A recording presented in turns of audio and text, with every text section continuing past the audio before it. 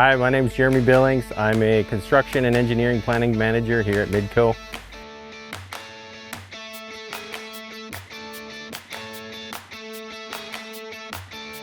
I guess the big thing with AFL is the customer support and everything that we get from them, from our sales team to our inside plant sales, Beth, Rich on the inside that helps us with our applications, things we're looking at, trying to find new parts, making sure we get the right stuff quoted that we need, which is a big help on that side. And then from the field side with Jeff, Steve Wallace, and a few of the others, we've tons of support on the splicing side. We've done, just to give you an example, 67 fiber trainings with Steve and Jeff across the footprint of Midco. Anytime that we need support, have questions, problems, anything comes up, they're just a phone call away. More than willing to drive out to our locations like we have here in our wonderful yard in Minnesota. We've done South Dakota, North Dakota road trips, been to everywhere there. He's willing to jump on a plane and fly everywhere we need. Yeah.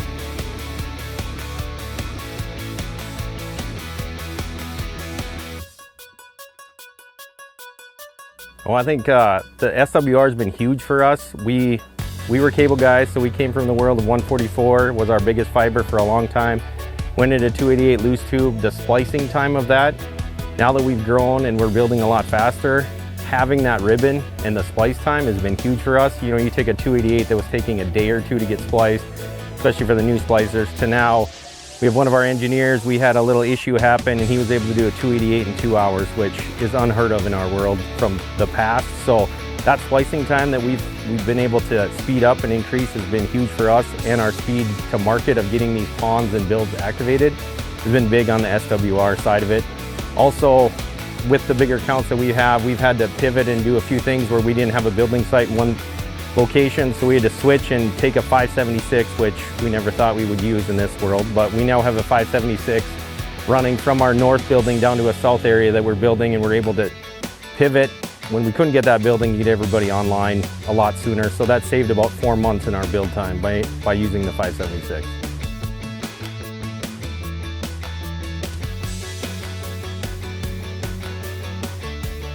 On the test equipment side, especially the OTDRs, the FlexScan has been huge for us because we now have fiber in just about all of our markets. So you start talking to field techs and ask them to try to test the cable, figure out where a fault may be at, find a cut at some point. You can take a FlexScan and I can literally give it to anybody. Send them out there, they can push 3 buttons, they can find their faults, they can find their endpoints. Anybody can use it. The training is super simple, easy. There's a lot of YouTube videos that gives you a quick, easy setup of it and just the simplicity of the testing. Same with the scopes that we use. It's a one button, tells you pass, fail. Easy for the techs to learn, especially the new techs in fiber. A lot of them were afraid of fiber. You put these tools in their hand, it makes it a lot easier for them. And then the splicers have been rock solid for us. We have hardly any issues with them. Easy to send in. We have tons of support on them. They've been working awesome for us.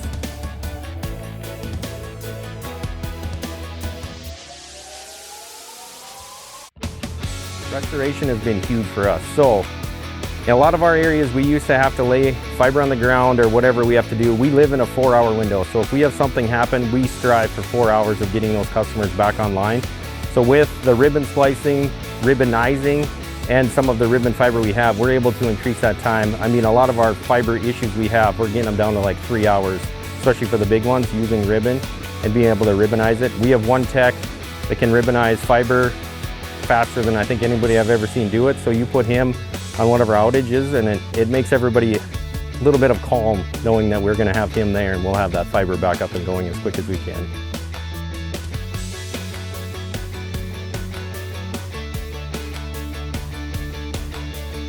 So we have one project that we have two small towns east of Detroit Lakes, Minnesota, called New York Mills and Frazee, where we looked at this network and we had to find a way to build this basically in a summer. We had to put this together as quick as we could, using some materials that we had and then trying to figure out how we could implement an apex case and longer drops to make this build go faster and a lot easier for the techs. So we were able to reach out to Rich from AFL, kind of come up with a design using micro 3-way, 4-way conduit and an apex closure with a custom-made plate in it to take this town, build it all with one duct system, blow that fiber in, and then get all those drops put in about 2.5 months.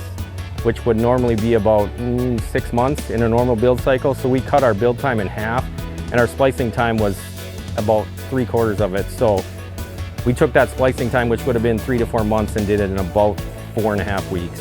So our speed to market on that town was huge, using the AFL, the Apex, and working with Rich and Jeff and everybody getting those products in the field.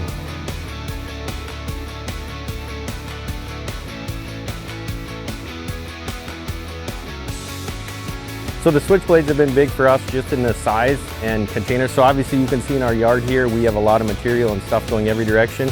Having the switchblades, being able to put them 10 on a pallet has been big for us, because the trucking costs and the material, or the labor costs of getting these vaults out into the field is a lot better with the switchblade, because you're not talking one pickup per vault. So you can put 10 in the back of a pickup, run them out, the contractors can install them, and the storage is a lot easier with them as well.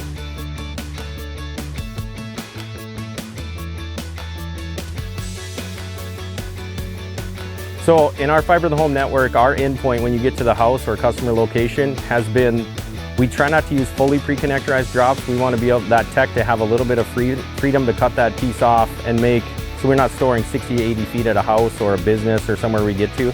So the FASTConnect has been huge on that side of it.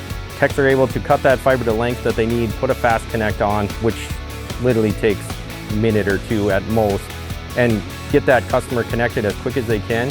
Along with in some of our other builds like Mills and Frazee as well, like that we talked about, we use a ton of FASTConnects, and that's 100% connectorized network where we just bought bulk flat drop and put FASTConnects on, so anybody could go out and help get that going, which is what made getting those customers online a lot sooner in that like month-and-a-half window versus the 5 to 6 month that we were thinking. So the FASTConnects have been huge on that part.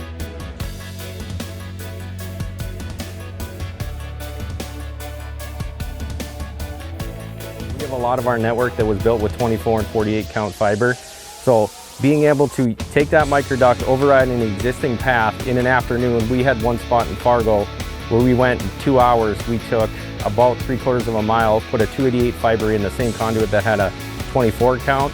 So no construction, really no cost. We did that in-house with Midco employees, and we were able to get a 288 down the same path without any work. So microduct has been huge. We've used it in a lot of other markets where you save that, which could be upwards of $16 a foot to get that placed.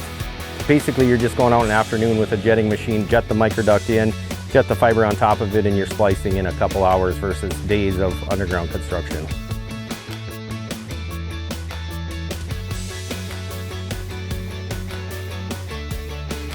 In our network, we have underground, aerial, in-peds. Our enclosures live in a lot of different locations, and so far we've had zero issues with Apex. They work great in aerial applications. Underground, we have vaults that sit in water and then in the winter become giant blocks of ice. We've had no issues as long as they're sealed, tightened up, and closed right. We've had no issues with water getting into them, making the giant block of ice that I know a lot of splicers know, where you'll open it up and you'll have broken fibers. So we have not had any blocks of ice with our Apexes, and they work great in the underground plant that we're using them in.